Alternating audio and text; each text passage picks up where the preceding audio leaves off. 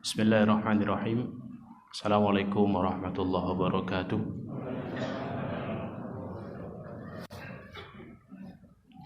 Innal hamdalillah wassalatu wassalamu ala Rasulillah wa ala alihi wa ashabihi wa man wala. Asyhadu an la ilaha illallah wahdahu la syarikalah. Asyhadu anna Muhammadan abduhu wa rasuluhu la nabiyya wa la rasula ba'dah. Allahumma la sahla illa ma ja'altahu sahla wa anta in syi'ta taj'alul hazana sahla.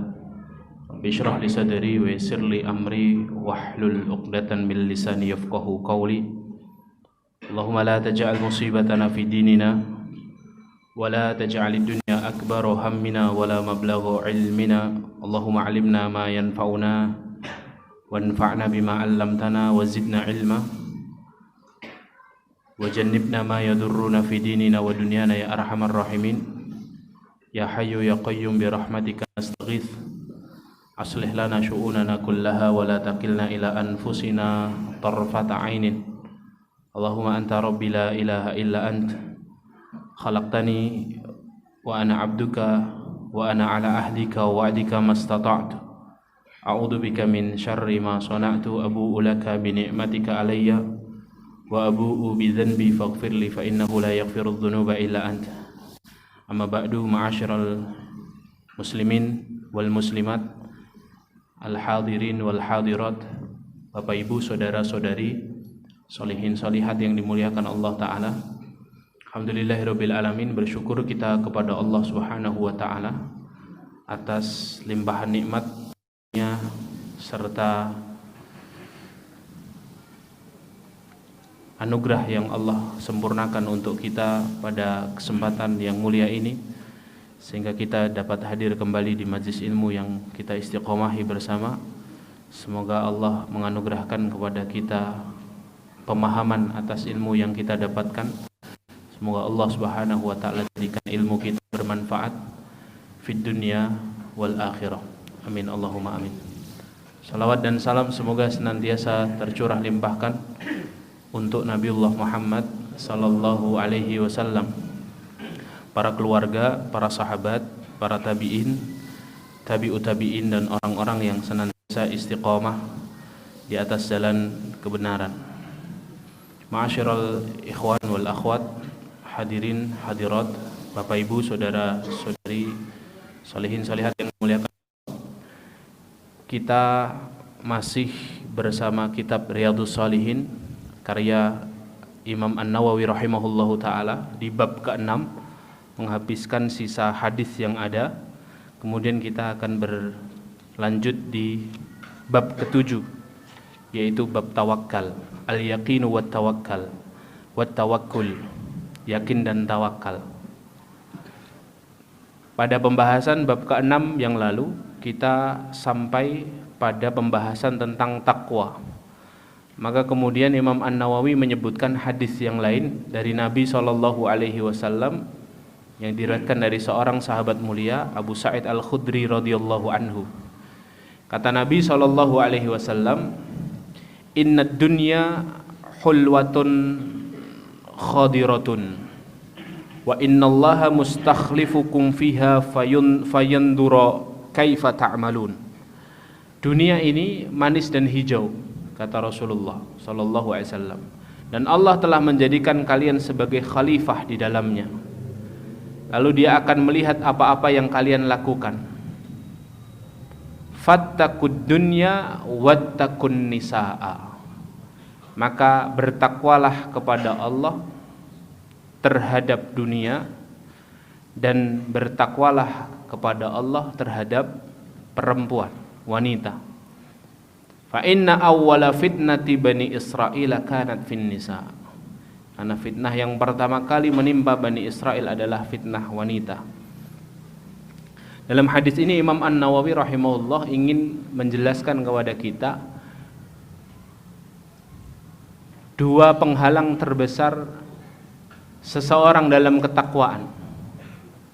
Takwa itu kan definisinya imtithalul awamir wajtinabun nawahi, mengerjakan perintah, menjauhi larangan, itu takwa. Salah satu garis yang harus dijaga untuk menunjukkan kualitas takwa seseorang adalah dua perihal ini, harta dan wanita. Harta dan wanita. Seringkali yang menyebabkan seseorang itu kehilangan imannya ada pada dua perkara ini, ya. Perkara harta dan perkara wanita. Ya, makanya di sini disebutkan fattaqud dunya wattaqun nisa. Takutlah kamu kepada dunia dan takutlah kamu kepada nisa, kepada perempuan. Ya. Ini pada umumnya. Kalau kita tarik perkara-perkara yang khusus lagi, kebanyakan aktivis dakwah berguguran juga karena dua hal ini, harta dan wanita. Makanya salah satu solusi syar'inya adalah dengan menikah berdasarkan ilmu. Di semua permasalahan dua hal ini, perut dan kemaluan itu, solusinya adalah pernikahan yang didasari dengan ilmu. Ya, jadi bukan hanya menikah saja. Karena kalau menikah saja itu tidak didasari dengan ilmu visi misi pernikahan dan lain sebagainya, juga akan tidak ada artinya, begitu ya. Makanya kemudian syariat itu membuat syariat menikah, ya. Al-Qur'an itu membuat syariat menikah itu dalam rangka menjaga dua fitnah ini, fitnah perut dan kemaluan. Orang akan teredam urusan kemaluannya setelah menikah, dan orang akan teredam urusan perutnya karena akan berusaha membawa pulang untuk anak dan istrinya harta yang halal. Ya. Tapi dua hal ini menjadikan seorang itu sering jatuh dalam fitnah, sehingga kemudian diingatkan Rasulullah SAW perkara ini. Ya. Jadi perkara kemaluan ini perkara yang penting untuk senantiasa dijaga dan ingatkan. Perkara harta juga demikian, pekerjaan juga sama. Karena dua inilah yang kemudian menjadikan seseorang itu ya seringkali jatuh dalam perkara keimanan, ya.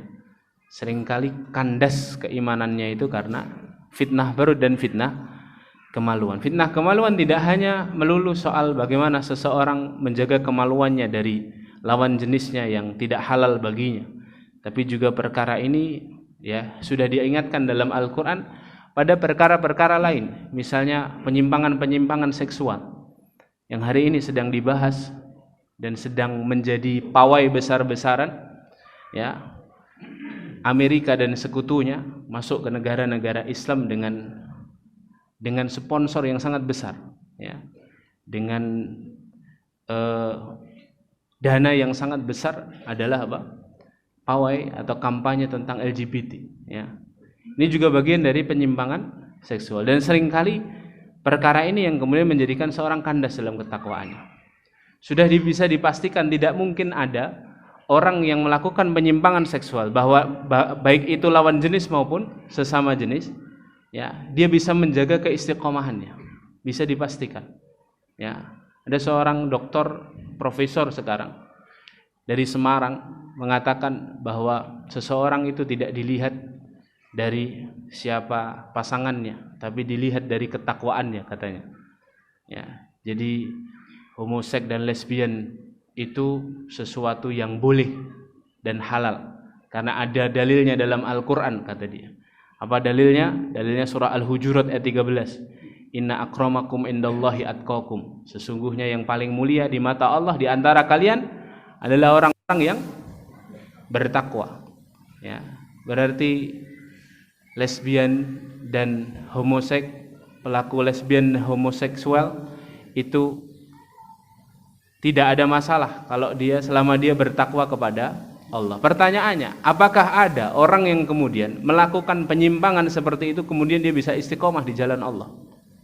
Ya, kalau ada, sebutkan, ya, mana pelakunya yang bisa istiqomah, mana? Tidak ada, karena itu pelanggaran. Ya, maksiat dan dosa itu tidak akan membuat seseorang kuat dalam menjaga keimanan. Ya. Maka syariat itu dibuat untuk menjaga seseorang agar dia bisa menjaga keimanannya, ya. menjauhkan seseorang dari madarat sejauh-jauhnya, mendekatkan seseorang kepada maslahat sedekat-dekatnya. Itu syariat. Ya, di sini diingatkan oleh Imam An-Nawawi dari hadis Rasulullah SAW pada kalimat fattaqud dunya wattaqun nisa. Takutlah kamu kepada urusan dunia, dalam hal ini harta, dan juga kepada urusan wanita. Dalam hal ini maksudnya adalah kemaluan.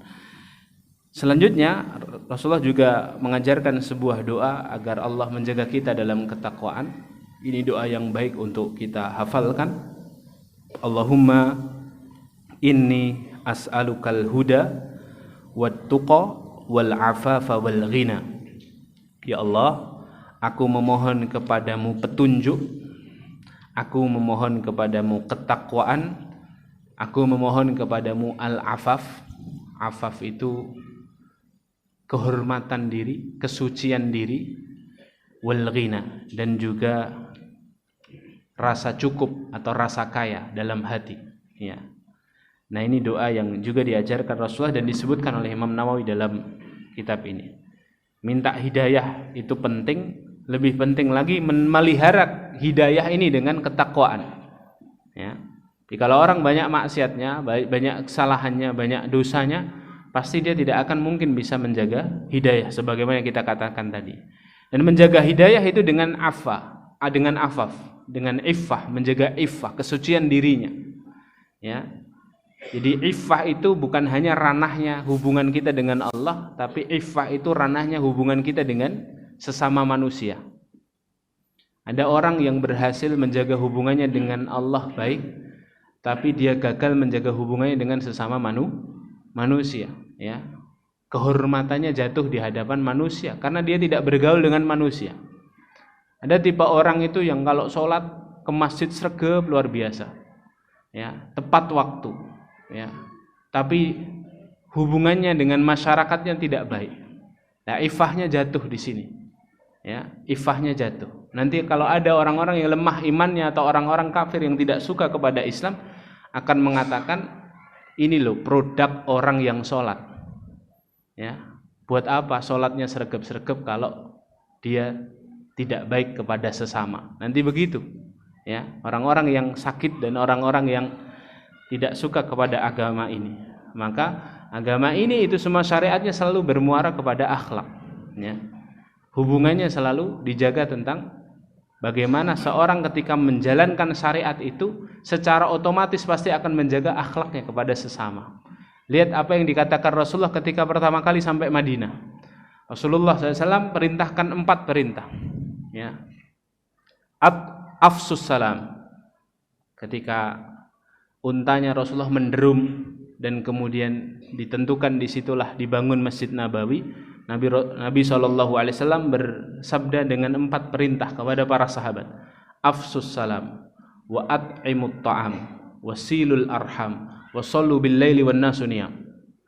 Tebarkan salam, beri makanan untuk saudaramu, wasilul arham, jaga silaturahim, sambung silaturahim, wasallu bil laili wan nasu niyam, dan salatlah di malam hari ketika manusia tidur. Dari 4 perintah ini, 3 semuanya urusan sosial, 3 semuanya urusan hubungan kita dengan manusia, yang 1 hubungan kita dengan Allah. Artinya hak manusia itu, kalau dalam fikih prioritas atau dalam fikih aulawiyat, ya, dalam disiplin ilmu yang kontemporer dibahas oleh para ulama, jadi ada namanya fikih prioritas, Bapak Ibu. Fikih prioritas itu apabila ada 2 pekerjaan yang datang di waktu yang sama, mana yang harus didahulukan. Salah satu kaidahnya berbunyi apa? Amalan-amalan yang kaitannya dengan manusia, dengan hak manusia harus diprioritaskan, harus dikedepankan dibandingkan amalan-amalan yang kaitannya dengan hak Allah. Karena hak Allah itu biasanya mengandung kelonggaran, ya. Tapi hak manusia ini biasanya manusia itu sulit, ya, mudah menggugat, mudah mempermasalahkan. Sedangkan Allah kita ini zat yang maha pemaaf, zat yang maha ghafur, mengampuni, tawwab, menerima taubat. Sehingga perkara-perkara yang berkaitan dengan hak manusia itu harus dikedepankan terlebih dahulu. Ya. Makanya hari dimuliakan Allah itu afaf. Afaf itu tidak hanya menjaga ketakwaan diri, kesalihan diri, tapi juga menjaga ya kewibawaan di mata manusia, muru'ah, kehormatan di hadapan manusia. Dan juga wal ghina. Ghina itu tadi urusan perut. Ya. Maka kata Rasulullah, innamal ghina ghinal qalbu wal faqru faqrul qalbi. Innamal ghina ghinal qalbi wal faqru faqrul qalbi. Orang yang kaya adalah orang yang kaya hatinya, bukan orang yang kaya hartanya. Sedangkan orang yang fakir adalah orang yang fakir hatinya, bukan orang yang fakir hartanya. Di parameter kaya atau tidak itu ada di dalam hati. Jika seseorang dikaruniai ghina oleh Allah, maka apapun yang hadir dalam hidupnya itu dia merasa cukup dengan pemberian Allah. Ya, sehingga dia tidak gelisah dengan apa-apa yang tidak diperuntukkan untuknya. Sehingga Allah jadikan untuk dirinya ini ketenangan dan ketenangan, sehingga dia bisa fokus menjaga dan merawat hidayah dengan ketakwaan dan afafnya tadi. Ya, jadi doa ini aslinya bersambung. Pertama minta hidayah dulu, kemudian minta piranti yang menjaga seseorang dari hidayah, menjaga seseorang dalam hidayah. Satu, apa? Takwa. Yang kedua, afaf. Takwa dan afaf seseorang itu bisa dijaga dengan perasaan cukup, qanaah, perasaan cukup di dalam hati, sehingga kemudian tidak gelisah terhadap dunia terus. Dia akan gelisah kepada amalannya, gelisah kepada kesalihan dirinya. Wallahu a'lam bishawab. Kemudian dimuliakan Allah, hadis berikutnya kaitannya masih dengan takwa, tapi kaitannya ini dengan sumpah, urusan sumpah. Ini nanti masuk dalam fikih sumpah, ya. Kitabul Yamin atau bab tentang sumpah. Kata Rasulullah SAW dari hadis Adi bin Hatim radhiyallahu anhu, man halafa ala yaminin summa ra'a atqa lillahi minha falyati taqwa. Barang siapa yang bersumpah atas suatu sumpah, kemudian dia melihat sesuatu yang lebih dekat dengan ketakwaan. Jadi dia sumpah terhadap sesuatu, ya.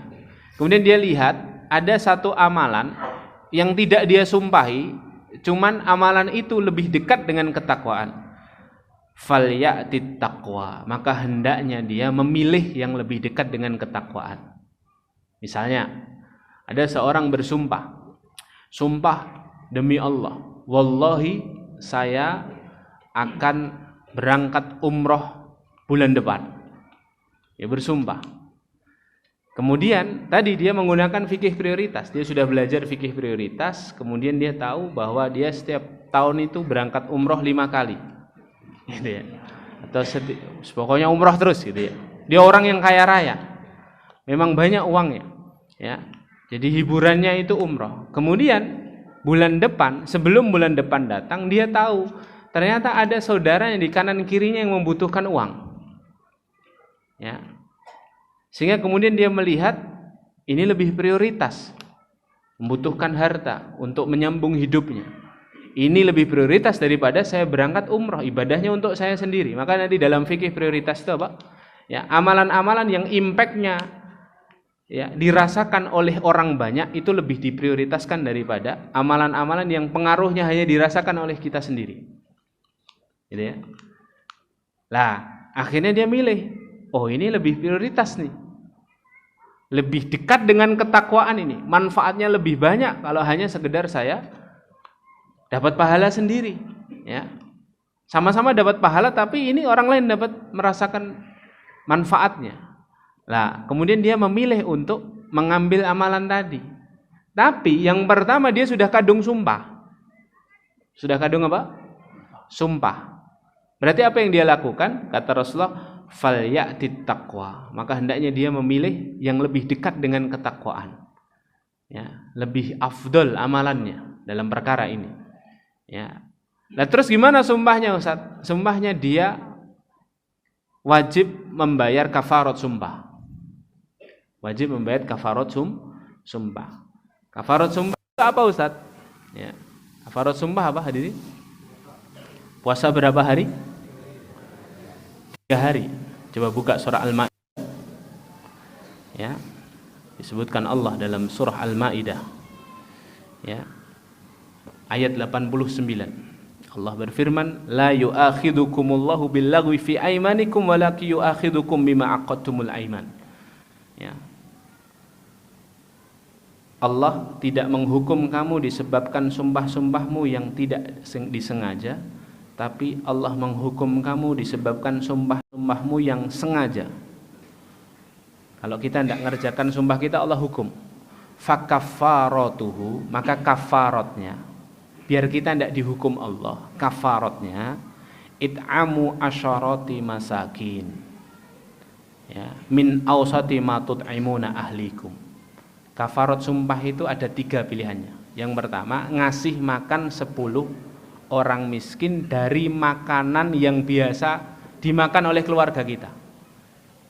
Makanan yang enak, ya, yang biasa dimakan oleh keluarga kita. Atau kiswatuhum, atau memberi 10 memberi pakaian 10 orang miskin. Au tahriru raqabah, atau membebaskan seorang budak. Faman lam yajid, dan barang siapa yang tidak mampu membebaskan budak, ya, fasiyamu salasati ayyam. Pilihan ketiganya apa? Puasa 3 hari. Zalika kafaratu aymanikum idza halaftum. Dan ini adalah kafarat sumpah kalian kalau kalian bersumpah dan tidak mengerjakan sumpah tersebut. 3 harinya tidak harus berturut-turut, ya. 3 harinya boleh berpisah-pisah, ya. Lah, seorang bisa bebas dari kafarat sumpahnya kalau dia melanggar sumpahnya apabila seorang bersumpah dan menerapkan kalimat insya Allah dalam sumpahnya. Nah, ini rumus nih, Adin. Kalau sumpah, jaga nih kalau nanti ada apa? Amalan yang lebih utama, ya, maka dalam sumpah kita sampaikan apa? Insya Allah. Sumpah demi Allah saya berangkat umroh bulan depan, insya Allah. Nanti kalau lihat ada amalan yang lebih dekat dengan ketakwaan, lebih afdal, ya, lebih maslahat, nah, maka dia tidak perlu mengerjakan kafarat sumpah. Ya. Nah, di sini hadirin muliakan Allah. Lihat, lagi-lagi semua aktivitas kita parameternya adalah takwa. Parameternya adalah takwa. Ya. Kemudian dalam hadis yang lain disebutkan Rasulullah SAW dalam khutbah wada'nya beliau SAW bersabda, ittaqullaha wa sallu khamsakum. Bertakwalah kepada Allah. Lihat, takwa lagi-lagi. Wa sallu khamsakum, dan salatlah kalian 5 waktu. Wasumu syahrakum, dan puasalah kalian di bulan Ramadan. Wa addu zakata amwalikum, tunaikan zakat malmu, kata Rasulullah. Wa ati'u umara'akum tadkhulu jannata rabbikum, dan taatilah pemimpinmu. Taatilah pemimpinmu, maka kalian akan masuk ke dalam surganya Rabbmu. Ya. Jadi di sini lagi-lagi nasihat yang disampaikan oleh Rasulullah adalah nasihat takwa. Jadi hadirin muliakan Allah, intinya adalah takwa adalah nasihat yang disampaikan Allah di dalam Al-Quran maupun As-Sunnah untuk hamba-hambanya, ya. Sehingga semua aktivitas kita mari kita jadikan parameternya adalah parameter ketakwaan. Kalau kita hendak melakukan sesuatu, yang dipikirkan pertama kali adalah ini bikin Allah ridho atau bikin Allah murka. Kalau bikin Allah ridho lanjutkan, kalau bikin Allah murka tangguhkan. Cari yang bikin Allah ridho kepada kita. Karena itulah hakikat takwa, ya. At-taqwa hahuna, kata Rasulullah. Takwa itu letaknya dalam hati. Yang bisa merasakan amalan kita ini mengandung ridho Allah atau mengundang murka Allah adalah kita sendiri, ya.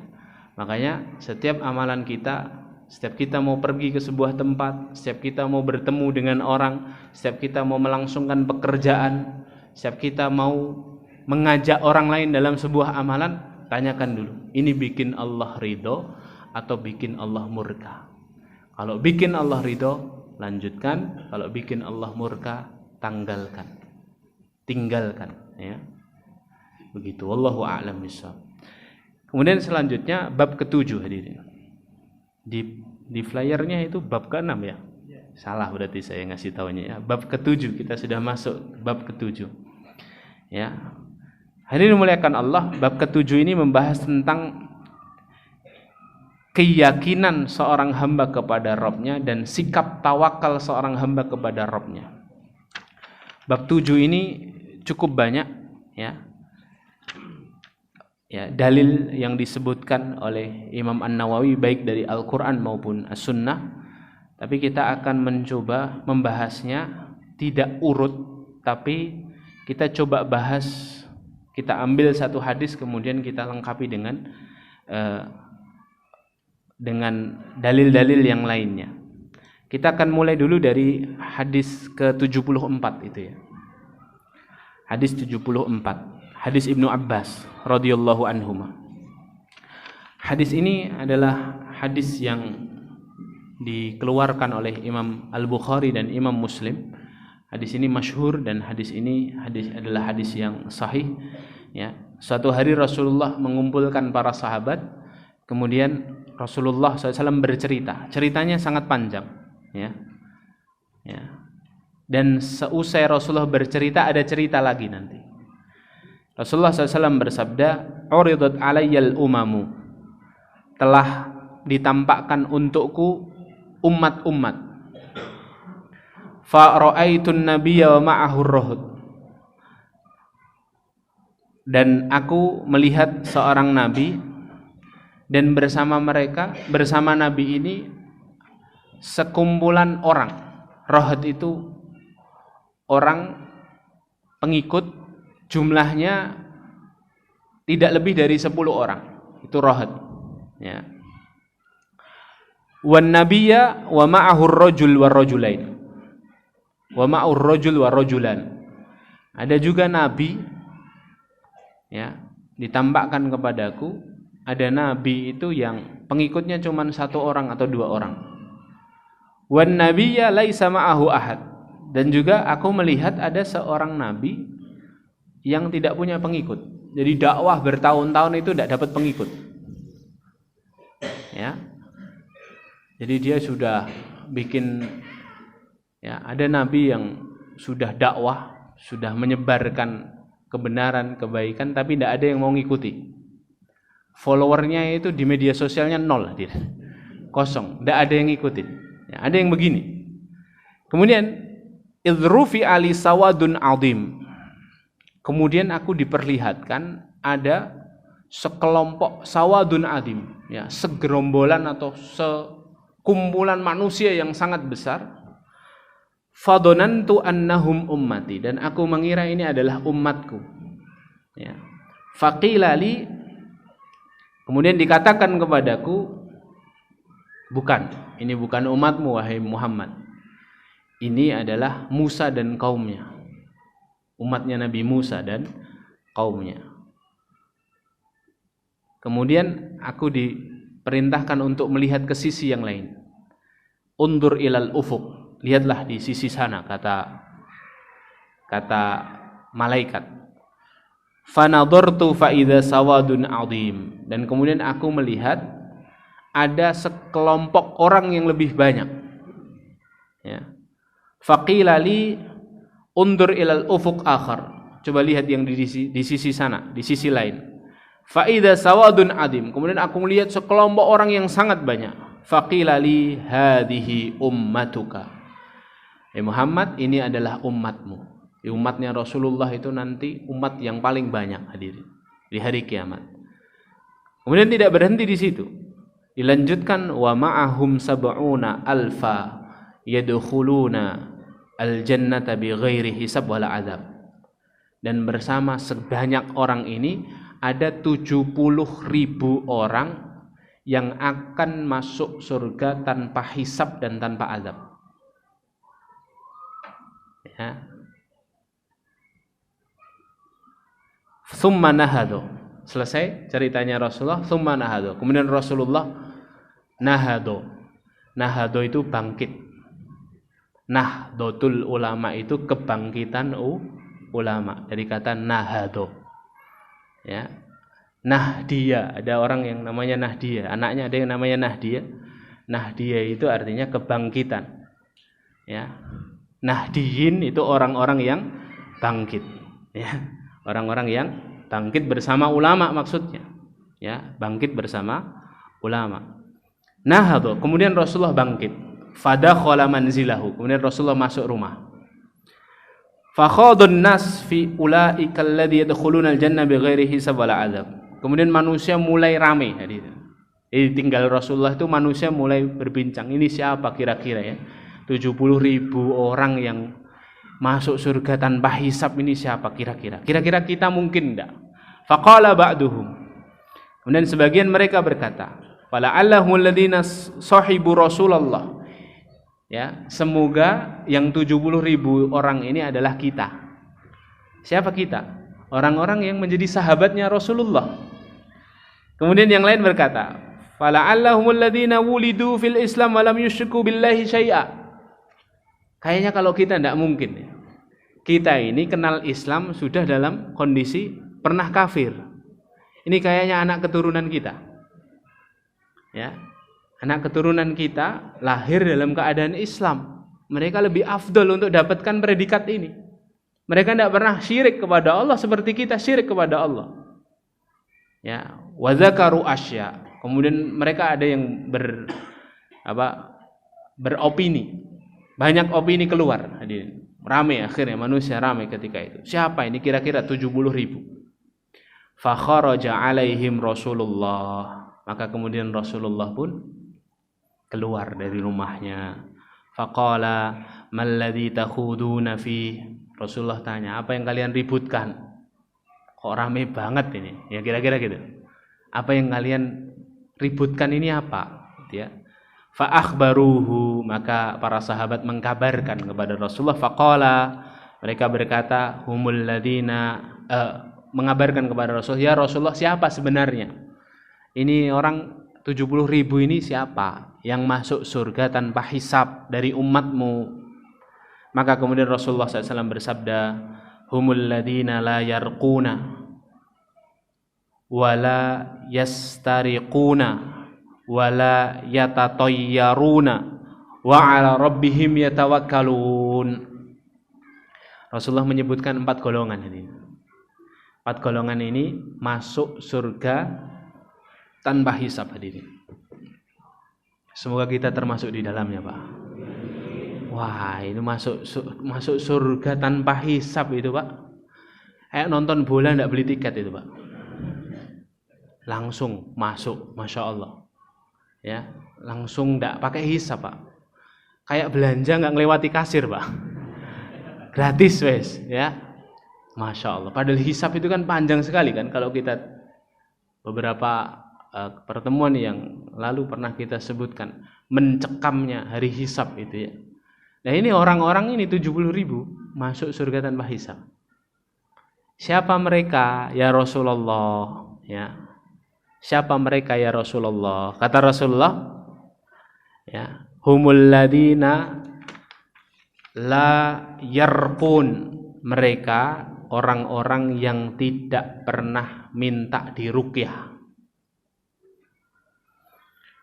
Wala yastariqun, ya. Tidak meruqyah dan tidak minta diruqyah, ya. Wala yatatayyarun. Mereka orang yang tidak bertatayyur. Dalam hadis yang lain, hadirin, masih sama dalam hadis Ibnu Abbas juga dalam kitab Tib di Sahih Muslim ya disebutkan wala yaktawun, ya orang yang tidak minta diobati dengan pengobatan kai.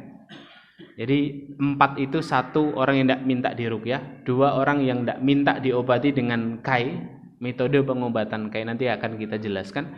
Kemudian yang ketiga yang tidak tatoyur apa nanti kita akan sebutkan. Kemudian yang keempat wa ala rabbihim yatawakkalun, dan orang-orang yang bertawakal kepada Rabbnya. Orang-orang yang bertawakal kepada Rabbnya. Kemudian yang dimuliakan Allah, ada seorang sahabat berdiri, faqama Uqasyah. Berdiri seorang sahabat bernama Uqasyah.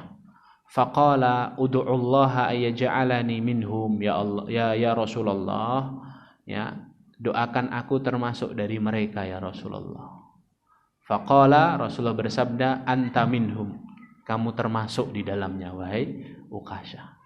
Wah, enak ini, Pak. Ya. Kamu termasuk di dalamnya Uqasyah. Summa qama rajulun. Kemudian ada sahabat lain yang tiru-tiru Uqasyah, pingin seperti Uqasyah. Ud'ullaha ayyaj'alani minhum ya Rasulullah, aku juga ya Rasulullah. Doakan agar aku termasuk dari 70 ribu orang itu. Kemudian Rasulullah berkata, sabaqaka biha Uqasyah. Fulan, Uqasyah telah mendahuluimu. Ya. Jadi Rasulullah berkata begini itu bukan kemudian karena kuotanya hanya 1 hadirin. Karena Rasulullah tahu kepribadiannya Uqasyah. Rasulullah tahu siapa Uqasyah dan Rasulullah tahu siapa yang meminta. Yang kedua tadi, ya, sahabat yang minta setelah Uqasyah tadi. Tapi cara menolaknya Rasulullah itu sangat santun dan sangat bijak. Ya, sahabat ini kemudian tidak dikatakan wah, dapuran mulai ya. Ketok gak masuk ya, gak gitu hadirin. Jadi tidak menyinggung dan membuat orang putus asa. Ya, Rasulullah juga tidak mengatakan kayaknya kamu tidak pantas kayaknya. Ya, levelmu gak sama kayak Uqasyah, tidak kayak gitu hadirin. Tapi jawaban Rasulullah itu jawaban yang membangkitkan. Sabaqaka biha Uqasyah. Uqasyah baru saja mendahuluimu. Dalam artian apa? Ya besok lagi kamu harus lebih cepat. Kamu harus lebih giat, kamu harus niru kayak Uqasyah ini. Ya. Sehingga sahabat tadi tidak minder. Sahabat tadi, oh iya, besok lagi berarti saya harus lebih bersemangat dalam ibadah, lebih bersemangat dalam bertanya, lebih bersemangat dalam berdoa, begitu ya. Nah, hadis ini selesai sampai sini hadirin, ya. Selesai sampai sini. Kemudian hadis ini jadi landasan para ulama, ya. Salah satu hadis pokok yang dijadikan landasan oleh para ulama ketika para ulama berbicara tentang orang-orang dari umatnya Rasulullah yang masuk surga tanpa hisab, ya, dan apa saja amalan-amalan mereka, ya. Jadi pembahasannya ulama kalau bahas hadis ini itu 2. 1, berapa jumlah orang yang masuk surga tanpa hisab. Yang kedua, amalannya apa? Ya, amalannya apa sehingga seorang itu bisa masuk surga tanpa hisab. Pada pembahasan pertama, berapa jumlahnya, ya, para ulama berselisih pendapat tentang kalimat wa ma'ahu sab'una alfan yadkhulunal jannah bighairi hisab wala adzab. Dan dari segini banyak umatmu wahai Muhammad ada 70 ribu orang yang masuk surga tanpa hisab. Para ulama berselisih pendapat ketika mengartikan kalimat itu. Ya. Para ulama berselisih pendapat menjadi 2 pendapat. Pendapat yang pertama, tidak sedikit ulama yang berpendapat dengan pendapat ini. Yang dimaksud kalimat ada 70 ribu orang yang masuk surga tanpa hisab itu kalimat yang maknanya bukan makna zahir, ya. Maknanya itu makna qiyas, ya. Tidak 70 ribu pas, tidak, ya. Tapi ini kalimat yang biasa digunakan oleh orang-orang Arab. Karena orang-orang Arab itu kalau ingin menjelaskan sesuatu yang banyak, mereka biasanya menggunakan kata 70 7.700 atau 70.000. Kalau orang Solo Jogja swidak rolas. Ya, swidak rolas. Piro? Swidak rolas. Nah, itu banyak banget. Swidak sama rolas itu kan bingung juga kita ngartikannya.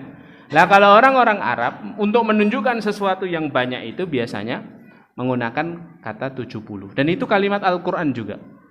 Ya. Kalimat Al-Qur'an. Ketika seorang munafik Madinah ya, dikabarkan meninggal, siapa? Abdullah bin Ubay bin Salul meninggal dunia. Kemudian Rasulullah hendak mendatangi jenazahnya dan hendak memohonkan ampun kepada Allah atas dosa-dosa si munafik ini, karena anaknya Abdullah bin Ubay bin Salul ini anak yang beriman kepada Allah dan Rasulnya, menghendaki itu, ya Rasulullah, ya, ayahku ini bagaimanapun ini adalah ayahku ya Rasulullah. Aku tahu dia memusuhimu, aku tahu dia menfitnah Ummul Mukminin Ibunda Aisyah sebagai seorang pezina. Aku tahu dia yang membangun Masjid Diror. Aku tahu dia yang lari dari peperangan Uhud sehingga berkuranglah jumlah pasukan Uhud. Aku tahu banyak dosa yang dia lakukan, tapi dia adalah ayahku ya Rasulullah. Ya. Berkenankah engkau memintakan ampun kepada Allah Subhanahu wa taala atas dosa-dosa ayahku? Ya. Kemudian Rasulullah itu mau memintakan ampun dari apa? Dosanya Abdullah bin Ubay bin Salul ini. Kemudian turun ayat surah At-Taubah ayat 80. Kalimatnya gimana? Istaghfir lahum aw la tastaghfir lahum in tastaghfir lahum 70 marrah falayaghfirallahu lahum. Kamu istighfar kepadanya wahai Muhammad, kamu memintakan ampun kepada Allah untuknya, untuk orang-orang munafik ini, atau kamu tidak mintakan ampun, itu sama saja kata Allah. Kamu mintakan ampun kepada Allah 70 kali, Allah tidak akan mengampuni orang munafik ini. Ada kata 70 di situ. Ada para ulama 70 ini bukan 70 kali istighfar, tapi apa? Istighfar yang banyak. Ya, tetap Allah tidak akan ngampuni. Dalam hadis yang lain Rasulullah SAW bersabda, "Tubu ilallah fa inni atubu fil yaumi 70 marrah." Bertobatlah kalian kepada Allah, sesungguhnya aku bertobat dalam sehari 70 kali. Rasulullah itu setiap hari tobat atau istighfar itu 70 kali. 70 yang dimaksud di hadis ini bukan istighfar 70 kali saja. Tapi sebagian ulama mengatakan ini bentuk bagaimana orang-orang Arab itu mengungkapkan sesuatu yang sangat banyak dengan kata 70. Hadis yang lain, al-imanu bid'un wa sab'una syu'bah. Iman itu ada 70 sekian cabang. Yang paling ringan kamu memindahkan duri dari tengah jalan ke pinggir jalan itu ya. Imatatul adza anit thariq, kamu menyingkirkan duri dari jalan. 70 sekian cabang keimanan tuh bukan berarti amalan soleh itu cuma 73 atau 75, tapi banyak sekali amalan saleh ya. Bahkan di hadis akhir zaman juga sering disebutkan sataftariku ummati ila salasa wa sab'ina firqah, ya, akan berpecah belah umatku ini menjadi 73 golongan. Itu bukan hanya 73 ormas hadirin. Kalau 73 ormas di Indonesia ini ada ratusan ormas gitu ya. Ya, bahkan ribuan. Indonesia tok itu sudah ribuan. Berarti yang benar masuk surga cuma 73 ini, enggak. Ini maksudnya banyak sekali. Ya, banyak sekali. Sehingga kemudian ada ulama yang berpendapat kalimat 70.000 ini untuk mengungkapkan ada dari umatmu ini ada banyak sekali orang yang masuk surga tanpa hisab. Ini pendapat pertama. Ini pendapat yang melegakan kita hadirin. Ya. Masya Allah, semoga ini ya Nurul Huda masuk surga semuanya tanpa hisab. Amin. Azan dulu ya? Azan dulu, nanti insya Allah kita lanjut pada azan. Alhamdulillahirabbil alamin. Subhanakallahumma bihamdika asyhadu an la ilaha illa anta astaghfiruka wa atubu. Bismillah, alhamdulillah wassalatu wassalamu ala Rasulillah wa ba'du. Kita lanjutkan pembahasannya. Kemudian sebahagian ulama yang lain mengatakan bahwa 70.000 ini adalah makna zahir. Ini pendapat yang kedua. Artinya memang jumlahnya hanya 70.000 saja. Hanya berapa? 70.000 tok. Padahal kalau 70.000 saja hadirin, banyak atau sedikit hadirin? Ya, sedikit sekali kalau 70.000 saja. Ditinjau dari mana Ustaz? Sedikit. Ditinjau dari satu orang Islam yang masih atau yang sedang hidup bersama kita. Ada berapa kaum muslimin di dunia ini? Ya. Hari ini manusia yang hidup di atas muka bumi Allah ini ada sekitar 7 sampai 8 miliar. 1 sampai 1,5 miliarnya adalah muslimin. 1,5 miliar dibandingkan 70.000 itu sedikit atau banyak? Sedikit. Itu baru satu tinjauan. Belum tinjauan yang kedua. Tinjauan yang kedua yang telah meninggal. Ngeper kita Pak kalau sudah bicara sama yang sudah meninggal. Sahabat, tabi'in.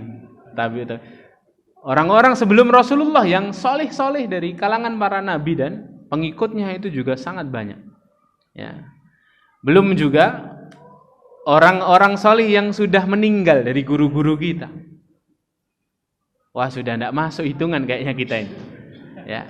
Belum lagi ditinjau dari yang ketiga, sebagaimana sahabat tadi meninjau. Anak keturunan kita potensinya jauh lebih soleh daripada kita. Ya kayak tadi sahabat tadi, ini kayaknya bukan kita deh.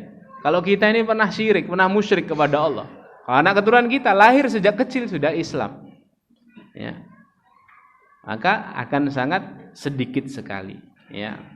Nah, makanya kemudian Ibnu Hajar al-Asqalani memilih pendapat ini. Tapi angin segar juga disebutkan oleh Ibnu Hajar. Karena Ibnu Hajar itu memang kelihatannya hitungnya sedikit kata beliau. Tapi di dalam hadis yang lain disebutkan bahwa para sahabat itu akan berkata kepada Rasulullah, "Ya Rasulullah, kok sedikit sekali 70.000?" Sama kayak kita ini memikirkan hal yang demikian. Kemudian dalam hadis yang sahih, dan hadis ini diterima oleh para ulama, ya, derajatnya jayyid. Rasulullah SAW itu ternyata minta tambahan kuota kepada Allah. Iya. Nah ini benar Pak. Ya. Kalimatnya begini, fastazadtu rabbi fazadani ma'a kulli alfin sab'ina alfa.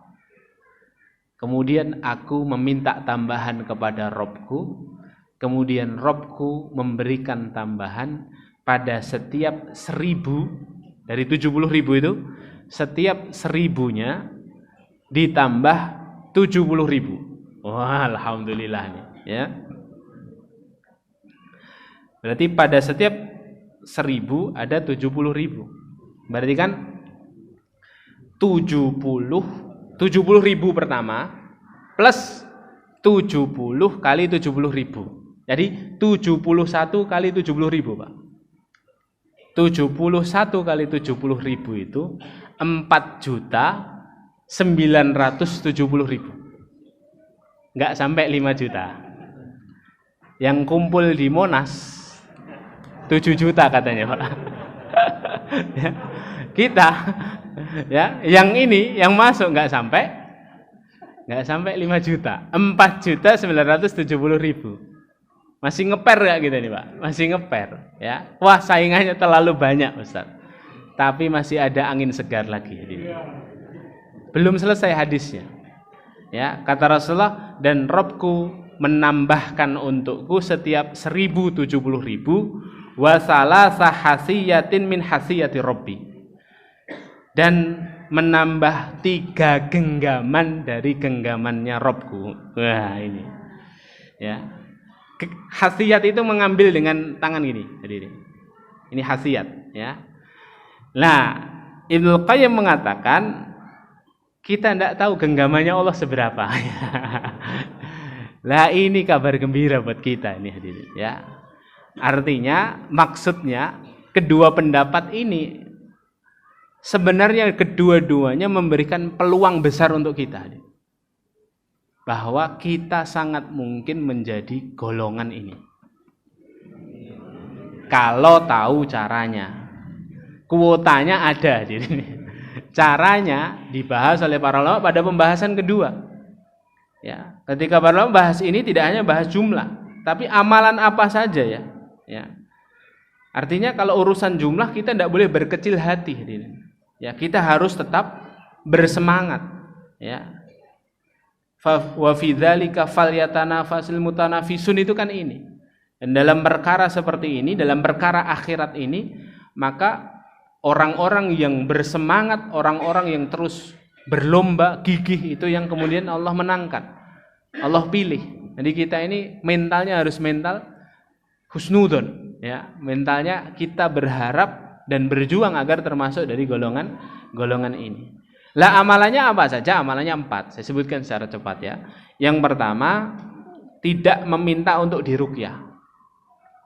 Ya. Tidak meminta untuk diruqyah. Ya. Jadi diruqyah itu boleh, hadirin. Meminta untuk diruqyah itu juga boleh sebenarnya. Ya, dalam kondisi-kondisi darurah, ya, misalnya ada orang kena gangguan jin, wah, terus jinnya ngamuk-ngamuk gitu, hadirin.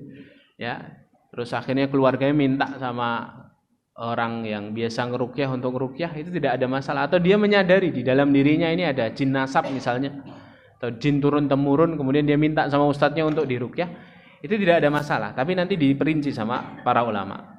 Kemudian yang kedua, tidak meminta orang lain untuk mengobati penyakit yang ada pada dirinya dengan pengobatan kai.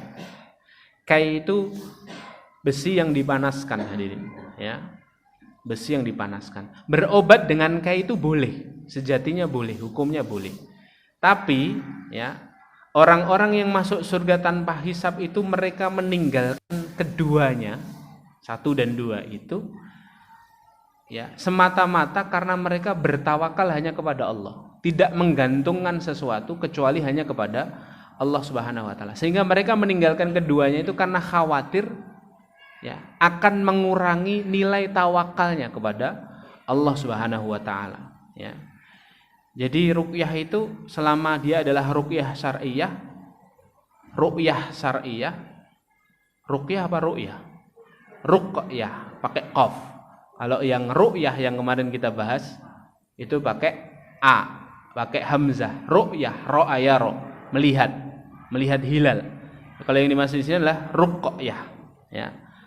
Ruqyah itu selama adalah ruqyah syar'iyyah maka diperbolehkan, ya. Makanya orang dalam aktivitas ruqyah itu ada beberapa kemungkinan, hadirin. Yang pertama, kalau seorang itu adalah tukang ruqyahnya, artinya meruqyah orang. Meruqyah orang boleh atau tidak? Boleh, bahkan sunnah, ya, bahkan sunnah. Ada sahabat yang bertanya kepada Rasulullah, "Ya Rasulullah, bolehkah saya meruqyah saudara saya?" Maka Rasul menjawab, "Man istata'a minkum an yanfa'a akhahu falyaf'al." Siapa di antara kalian yang mampu untuk bermanfaat untuk saudaranya, maka lakukanlah. Boleh, bahkan sunnah, diperintah sama Rasulullah. Atau kemungkinan kedua, dia diruqyah tapi dia tidak minta. Jadi kemungkinan pertama itu dia yang ruqyah, boleh bahkan sunnah.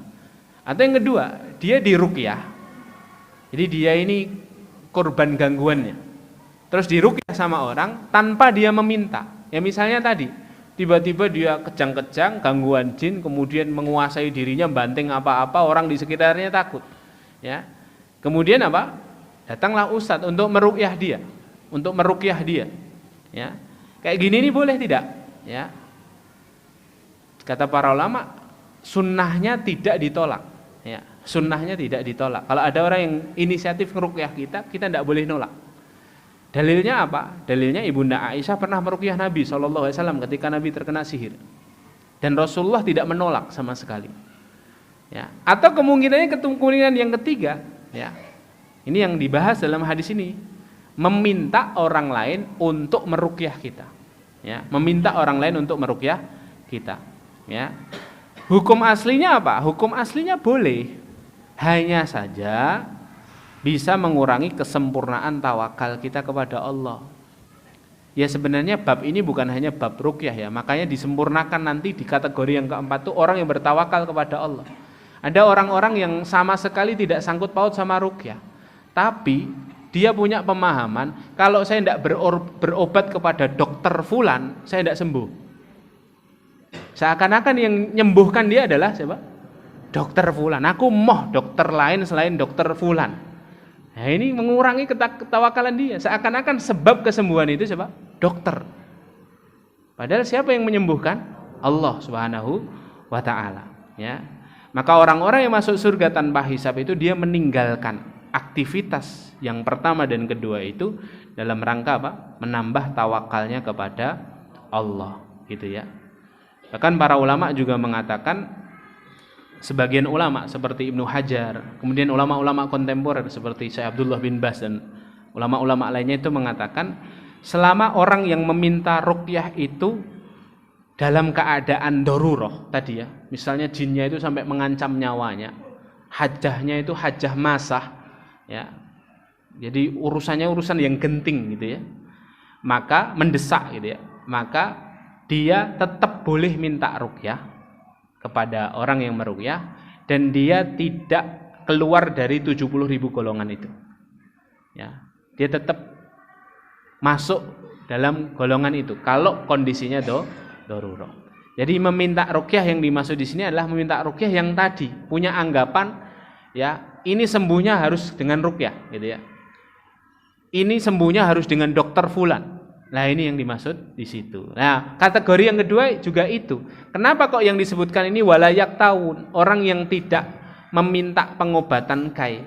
Karena dahulu hadirin dimuliakan Allah, ya. Dahulu kai ini adalah pengobatan yang sangat manjur, ya. Hampir-hampir tidak ada penyakit yang tidak sembuh kalau sudah dikai, ya. Jadi sampai ada istilah akhirud dawa al-kai, obat terakhir itu kai. Jadi kalau sudah dikai itu sembuh, manjur, obatnya itu manjur, ya. Lah ketika ia adalah obat yang sangat manjur, dikhawatirkan oleh Rasulullah bisa mengurangi tawakal seseorang kepada Allah Subhanahu wa ta'ala, ya. Jadi hadirin muliakan Allah, pengobatan kai itu boleh, ya. Pengobatan kai itu boleh. Hanya saja kemudian kalau meminta dengan pemahaman, ya tadi seperti aku nek rak dokter itu aku moh. Karena yang paling mandi di kota Solo ini ya dokter itu. Resepnya itu paling manjur. Ya, diagnosanya itu paling tepat. Nah, sudah gitu itu. Nah, ini masuk nih dalam yang kedua ini, dalam kategori yang kedua, ya. Kemudian hadirin yang muliakan Allah, yang ketiga. Tidak tatoyur. Tatoyur itu apa? Ya. Tatoyur itu mengkaitkan nasib sial yang terjadi pada diri kita dengan sesuatu yang dilihat dan yang didengar. Ini ya. Hukumnya haram ini. Ya. Dan ini disebut oleh para ulama sebagai syirik kecil. Kata Rasulullah bersabda, karena Rasulullah bersabda at-tiyaratu syirkun. Tiarah atau tatoyur itu syirik. Misalnya kalau ada burung gagak di depan rumah kita, wah ini harus mau ada yang mati nih, ya. Burung hantu, jangan duduk di depan pintu, ya, nanti rezekinya seret, ya. Kalau tatoyur yang internasional itu tatoyur angka 13 itu, Pak. Hampir-hampir itu, ya, di hotel-hotel itu tidak ada kamar nomor 13. Lantai 4 juga tidak ada, ya. Biasanya lantai itu, ya, 1, 2, 3A, 3B, 5. Itu yang kasihan kalau anaknya 5, Pak. Ini anak pertama saya, anak kedua saya, anak ketiga saya, diloncati langsung. Anak keempat gak dianggap. Kenapa? Dianggap itu angka sial, ya. Yang kayak gini hadirin dimuliakan Allah, ya. Ini tatoyur namanya. Kalau ada tamu harus minum sajian minum kita, kan begitu ya. Ya, kalau enggak minum nanti wah ini jadi sebab musibah dan lain sebagainya, ya. Nah, ini disebut sebagai syirik kecil, ya. Kenapa syirik kecil? Alasan para ulama dua. Karena tatoyur ini berarti menggantungkan akibat kepada sesuatu yang bukan sebab, ya, menggantungkan akibat pada sesuatu yang bukan sebab. Aslinya sebabnya kan bukan itu. Jangan seret rezekinya itu bukan karena duduk di depan pintu, karena memang tidak kerja diri. Memang kaum rebahan, ya, rebahannya di depan pintu, ya. Misalnya begitu, ya. Jadi menggantungkan akibat itu pada sesuatu yang bukan sebab. Itu yang pertama. Yang kedua, Pak, menyandarkan orang-orang yang bertatayur itu menyandarkan hati mereka kepada hal-hal yang mana hal tersebut diyakini, ya, memberikan pengaruh dalam hidupnya dengan penyandaran yang kuat sehingga mengurangi ketawakalannya kepada Allah Subhanahu wa taala, ya. Nah, ini tatayur ini termasuk di dalam aktivitas yang menjadikan orang ini keluar dari 70.000 golongan. Kemudian yang keempat, wa ala rabbihim yatawakkalun. Orang-orang 70.000 golongan ini yang masuk surga tanpa hisab adalah mereka orang-orang yang senantiasa berserah, bertawakal kepada Allah Subhanahu wa taala, ya. Makanya banyak ulama itu yang mengatakan at-tawakkulu jima'u kulli khair. Sa'id bin Jubair mengatakan tawakal itu adalah puncak semua kebaikan. Puncak semua kebaikan itu ada pada tawakal. Berarti apa? Ya, kalau orang ingin baik itu harus bertawakal. Lah tawakal itu apa, Ustaz? Tawakal itu menyandarkan semua urusan kita kepada Allah, mengembalikan semua urusan kita kepada Allah Subhanahu wa ta'ala, ya. Sehingga hadirin dimuliakan Allah, ketika orang itu tidak hilang rasa tawakalnya, ya, maka Allah Subhanahu wa ta'ala akan mengistimewakan orang ini. Dalam ayat ini, ya, disebutkan di sini innallaha yuhibbul mutawakkilin di Ali Imran 159. Allah mencintai orang-orang yang bertawakal, ya. Maka orang-orang yang bertawakal itu mesti akan bersama Allah Subhanahu, dibimbing oleh Allah, ya, dibimbing oleh Allah. Lah, tawakal yang benar itu yang bagaimana? Kata para ulama, tawakal yang benar itu yang memenuhi 3 rukun tawakal. Rukun tawakal itu apa? 1, berusaha maksimal. Ikhtiarnya harus maksimal dulu, hadirin. Harus mengambil sebab dulu, harus keluar rumah dulu, ya. Harus gerak dulu, ada pergerakan dulu, ya. Yang kedua, Pak, berdoa maksimal. Doanya harus mempeng, hadirin, ya. Salatnya harus dijaga, tahajudnya harus dijaga, duhanya dijaga, amalan-amalan sunnahnya dijaga, doanya dijaga. Yang ketiga, berserah maksimal, melibatkan Allah dalam semua aktivitas kita, serahkan sama Allah, ya. Makanya ada istilah 2T, ya, temani, titipkan, ya, dalam semua aktivitas kita biar mengandung rahmat dan barokah dari Allah. 2T ini jangan lupa, Pak. Temani, titipkan. Temani, libatkan, sertakan Allah dalam setiap aktivitas kita. Mulai dengan bismillah, selesaikan dengan alhamdulillah, iringi dengan zikir kepada Allah. 2, kalau sudah sertakan Allah, titipkan, serahkan sama Allah, titipkan sama Allah. Allah itu zat yang apabila dititipi oleh seorang hamba, barang titipannya Allah tidak akan menghilangkan barang titipannya. 3 rukun tawakal ini yang kemudian menjadikan para ulama mengetahui bahwa, menjelaskan kepada kita bahwa, Pak, tawakal itu bukan menyerah, tapi berserah. Berserah itu harus ada 3 ini. Berusaha maksimal, doa maksimal, sama, Pak, berserah maksimal. Wallahu a'lam bishawab. Barakallahu fikum. Ustadz, ini pertanyaan terakhir nih. Ustadz, kalau 4-4-nya saya ini belum pernah, Ustadz. Alhamdulillah saya ini belum pernah diganggu jin, Ustadz. Kai saya juga enggak tahu kai ini barang apa, Ustadz. Saya juga enggak pernah yakin sama satu dokter tok gitu, enggak pernah, Ustadz. Yang ketiga, saya juga enggak tahu itu kebiasaan-kebiasaan tatayur. Saya insya Allah berusaha tawakal, Ustadz. Berarti insya Allah 10.000, Ustadz, ya. Sebentar dulu, hadirin, ya. Sebentar dulu. Apakah berarti yang punya 4 sifat ini kemudian auto masuk surga tanpa hisab? Para ulama mengatakan kalau sudah punya 4 sifat ini, tapi kalau masih ada mawani itu penghalang masuk surga, ya, maka tetap saja tidak masuk golongan ini. Misalnya 4 ini dijagain, tapi dia ninggalin sholat, ya. Tapi dia suka maksiat, suka zina, suka ini dan itu. Ya ini mawani namanya penghalang. Penghalangnya juga harus dihilangkan, 4 sifat ini diusahakan. Maka semoga kita termasuk di dalamnya. Dan 3 aktivitas pertama itu semuanya aktivitas tawakal. Ini menunjukkan bahwa tawakal itu ternyata jadi asbab Allah meringankan urusan dunia kita dan urusan akhirat kita. Allahu a'lam bishawab. Barakallahu fikum. Semoga bermanfaat. Insyaallah kita lanjutkan satu kali lagi untuk pembahasan tawakal, ya, membahas hadis-hadis dan dalil-dalil yang lainnya. Barakallahu fikum. Mari kita tutup dengan bacaan hamdalah kafaratul majlis. Alhamdulillahirabbil alamin. Subhanakallahumma bihamdika asyhadu an la ilaha illa ant astaghfiruka wa atubu ilaik. Assalamualaikum warahmatullahi wabarakatuh.